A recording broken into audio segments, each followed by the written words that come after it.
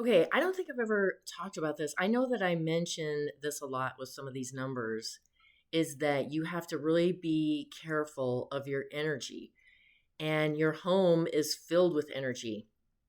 And so, one of the things that I practice is Feng Shui, and it's a good way, especially for some of these numbers where you're just really, your energy is very attuned to the energy around you. And so you have to make sure that your home is really harmonious when it comes to energy. And so feng shui is, just think of it like everything has energy, colors, shapes, materials, anything has energy. And certain, things placed in certain areas can have a different effect energetically. And I think we'll start off with cleaning, because that's the thing. That's my, you can't, I'm sure you've heard this, but you can put a lipstick on a pig, but it's still a pig, right? So you have to, before you start any sort of feng shui practice, you have to clean and declutter. So, like dust, it's just really negative energy, clutter, negative energy, anything that really you don't love. Like if you don't love something or it has a bad memory associated with it, donate it or, get rid of it. Why, you're keeping negative energy in your home. And so that's what you have to do first. You've got to clean, you've got to declutter. And also, if there's something that you really, it's like something you're proud of, or it's an actual really good memory for you, and you're keeping it like just shoved away in a tub or a box somewhere in your closet, then you need to bring that out. Like if it's something important to you, maybe it's a diploma, an award, or like my ex-boyfriend, he had these like little metal tractors that his grandpa gave him, and he was just, oh, he told me he loved them so much. And then when we were moving, they were shoved into a box with like an old DVR that he never returned from like 10 years ago. I'm like, what are you doing? If these things mean so much to you, they have to be out and be displayed and be kept clean and, have respect for them, right? So that's another thing. If you've got something like that that's stored away, you need to bring that out and give it the respect that it deserves. So, now that we've done that, how do you like keep it clean? Because I know that some people um, just have a hard time like keeping their house clean. And you have to, I just really believe in this. You have to pick a day every week and you stick to that day. And that's when you do your cleaning and you get everything cleaned and then you're done. So you just know, like, there's no, oh gosh, I should clean today, but I really don't feel like it. No, like today's your cleaning day. You're cleaning. That's all there is to it. So mine happens to be on Sunday. Sunday is when I get my whole house clean. I don't, I'll shower, yes, but I'm not going to put on any makeup or anything like that. It's just my down day after cleaning. And so that's just what I do on Sundays. But pick whatever day you want and make it your cleaning day. That way it never gets out of control to the point where then it's hard to even get started again, right? And then you've just got all that like negative energy in your home. So I suggest doing that. That's what I do, and it works for me. So now that you've got it clean, you have um, donated or gotten rid of the items that don't make you feel good, that are broken, that you don't use. Those are out. You've brought into the into the forefront the things that are important to you. You've done all that. So now you have to start looking at what are the materials in your home. Is like everything brown, everything gray? Is there just too much of one thing? And we're going to talk about the elements in a minute. But that's what you need to do too, is like look around and see what you have that's just too much. So you can see behind me, this is why I was filming in here too, because I wanted to show you some things. So I've got like this big plant that is real. And we'll talk about plants in a minute because I think they are super important to a space too. So I've got this plant. I also have this little water fountain. I've got a metal statue. This happens to be in my bedroom. So that's another important thing is that you have things that are, you don't have like some statue of a lonely woman or something in your bedroom if you want to like be with someone. That's not going to help. So see this little the statue I have behind me. It's like two like kind of heads put together, but it turns into a heart. So that's something great. But you can see there's like water, there's metal, there's wood, which is the plant. So those are the things, like make sure you have all kinds of different elements. And then we'll talk about like where to put those, because that's when the optimization comes in, right? So that's when you're supposed to have certain elements in certain areas. And that can get really muddy too, because there's so many different ways to do that. And so again, once you get your space clean and organized, then you can start looking at it and you can feel your way like, oh, this, I'm going to try this way, but I don't know if it feels right. And so that's kind of because you could get lost in the optimization. Like one person says, put metal in water. The other person says, put earth. It's like, well, which one do I do? So that's where you need to start like intuitively kind of trying different things. But the most important thing is that you have all kinds of different elements in your home, not just one, right? And another thing I'm going to say right now, and I don't know, this is like one of my biggest pet peeves, but sunshine, sunlight, it's like life force energy. I don't understand people who never open their blinds. It's one of my, like, it makes me stress just thinking about it, especially since I have 4 9s in my chart. That's just like the energy of the sun. I couldn't live in a space without sunshine coming in. And the reason I have these like gigantic, wonderful plants is because I put them where sunshine is.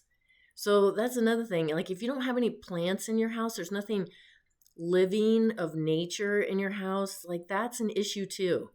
Open your shades, clean your windows, and get some plants. It's really easy. And I know you're saying, I don't have a green thumb. You don't need one. Your plants need, first and foremost, sunshine, bright sunlight, and even some of the things like I have a spider plant and it says like you could do low light. Well, no, I put it in like bright light right over here with this big guy, and that one is flourishing. So just plants, they just need sunlight. Also, they need vitamins. Like I bet you take vitamins because our food source is crap right now. So everybody takes vitamins. Your plants need vitamins. It's called Miracle Grow. You can get it at any supermarket or anywhere, And you don't overwater. I only water like every 2 weeks. And even then, I might stick my finger in there and see how, does it need water or not? So you don't have to stress out about that. But yeah, and then also you might turn them too. I always turn my plants about a quarter, pick your direction, counterclockwise, clockwise. And you turn it like a quarter of a turn every time you water. So that's like every 2 weeks or so. And it just gives it a chance to like get, that other side of the sunshine. That's easy. Anybody can grow a plant, I'm telling you. And you need them. You need them in your space. And so there you go. I'm off my soapbox on the sunlight and the plants, but I'm telling you, you have to have it.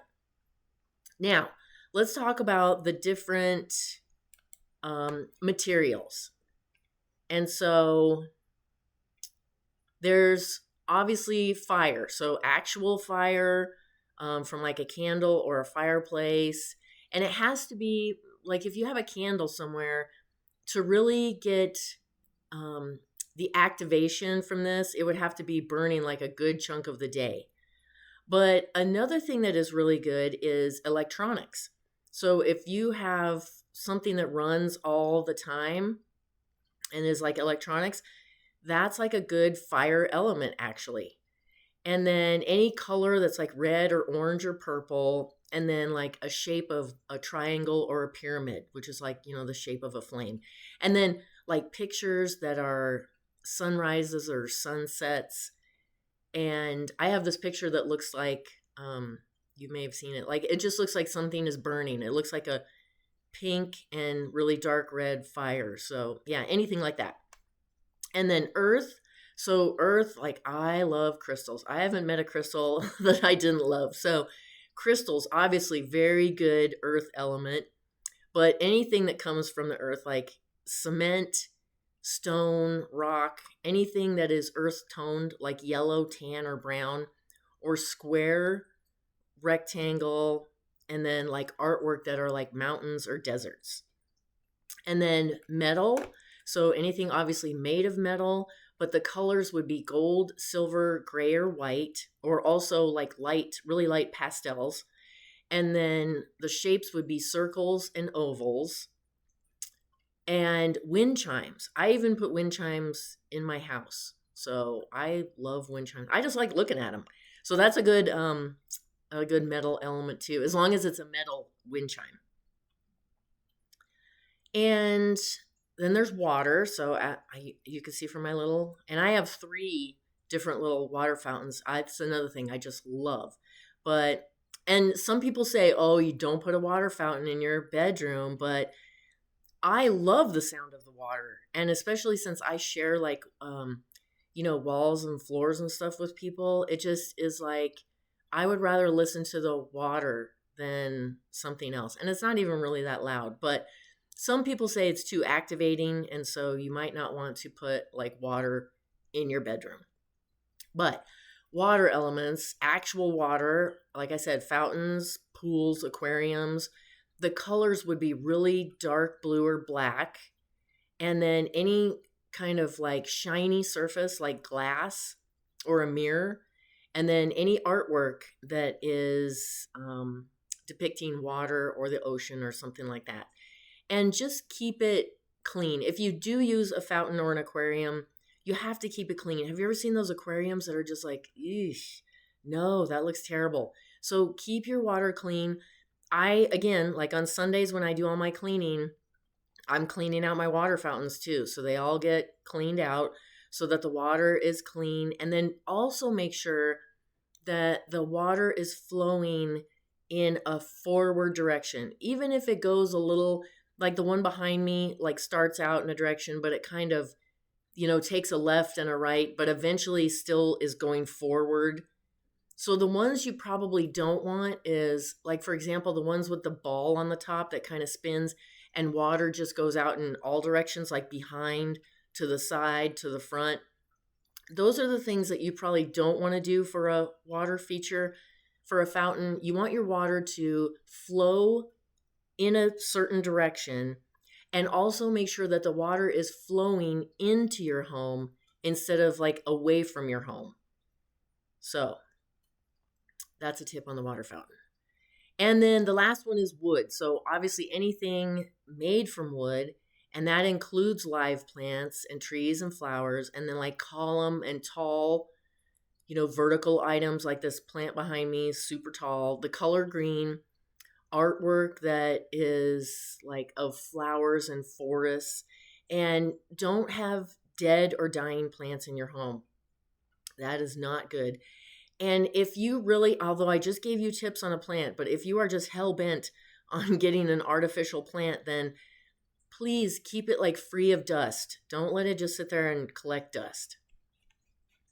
Now, okay, so I'm not going to spend very much time on this, like, because there is this school of Feng Shui where it depends on your front door.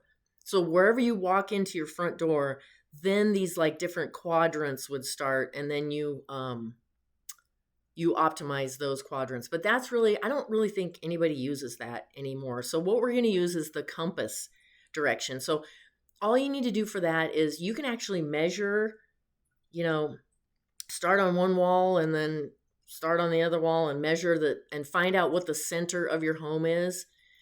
Or you could just walk it with your feet. Like I've done both ways and I get pretty close, each time. So it doesn't have to be exact, but, find the center of your home. And then you can, I guess if you have a compass, but you could just use your phone. Your phone probably has a compass on it.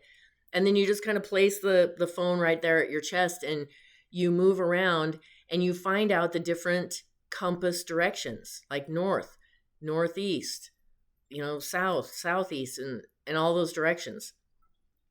So now once you have that, then you can kind of look at if you're missing any areas, because and there's different rules on this too. The one that makes the most sense to me is that if it has a wall and like all four walls enclosed and a roof, then it's part of your calculation. So that would, for example, like a garage, right?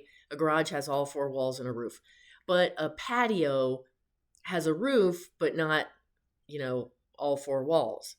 So that would not be in your calculation. That would not be something that you would need to like optimize. Now you can do outside space just the same as you do inside space, but it just wouldn't be, that patio wouldn't be a part of your inside like optimization. And this may create like a missing area too, especially if you have like an L-shaped home where, those homes where the garage sticks way out farther and then you have to go walk the length of the garage to get to the front door. Well, then there's this big missing chunk, right, of your home and then, or of your space, or like a U-shaped where you're walking in the, the middle of the house and there may be to get to the front door. So there's something on the right and the left, but this big kind of open space in the middle. And so that may be something where you might include some optimization features, because that's like basically a missing chunk of your home that you need to, bring into the interior. I hope that made sense. Okay, so we know what our elements are. We've figured out, the directions that we need to look at. So now, there's all kinds of different ways of doing this. Like I said, some things are like the more like traditional enhancements are just, they stay the same all the time. So like, for example, the east would be wood. Like it never changes. It's just, you put wood there, plants and all that. Like the southwest would be earth and it never changes. And that's what you do. You just leave it at that. But then there's these things called flying stars. I know that sounds weird, but it's based off of the Chinese New Year. And this kind of makes sense to me. So really what I do is a combination of the flying stars and the traditional and astrocartography, which we'll talk about, because I did a video on astrocartography, and you actually have, depending on your birth chart, you have certain lines like your Venus line or your sun line or something like that that has a compass direction in your home too.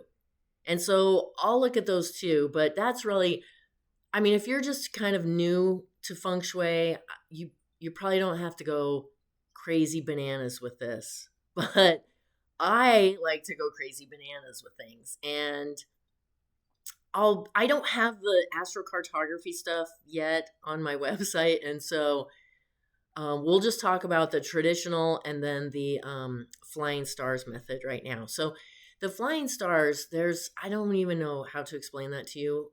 I just know that there are certain stars that either are like good or bad, or have like good energy or bad energy. And there's certain things you can do to like either mitigate the bad energy or activate the good energy. And I'll actually link this woman's website if you want to go look at that, because some people do the flying stars only once a year and then they just leave it, and some people do it once a month. So if you want to go look at that, I'll link her stuff too. But I'm not going to go through all of the enhancements because they're just it's just a lot. And what I'm going to do is I'll put the link to my website in the description where you can just read all about, it's under the how-to section, just read all about the Feng Shui basics. If you're like really new to this and you just need a refresher on the basic stuff, or if maybe this is something you've done for a while, But like me, I didn't know about these flying stars things, till maybe like 6 months ago or something like that. I was just using the traditional enhancements and I didn't know anything changed. But according to these flying stars, it does. And again, some people say it changes yearly or, they just enhance it for the year of 2026. But other people say it changes every month and you need to like change your enhancements every month. So if that's like, if you're more advanced and you want to see about that, I'm going to put this person's website, the link in, I'll have it on my website too, so that you can go there and check that out because it's just too much for me to rattle off all of the enhancement stuff. Like sometimes I think you have to intuitively decide which is going to be best for you. But there, like I said, if you've never done feng shui before, you have to get your space ready in the first place. And then you have to like look at all your elements in your home and find out what you're missing. Like if everything is the same color, you need to bring in some different elements to start with first. So, I mean, I hope this helps. And I really think this will change like how you feel in your home, the energy of your home. So let me know if you have any other questions, but happy feng shuiing.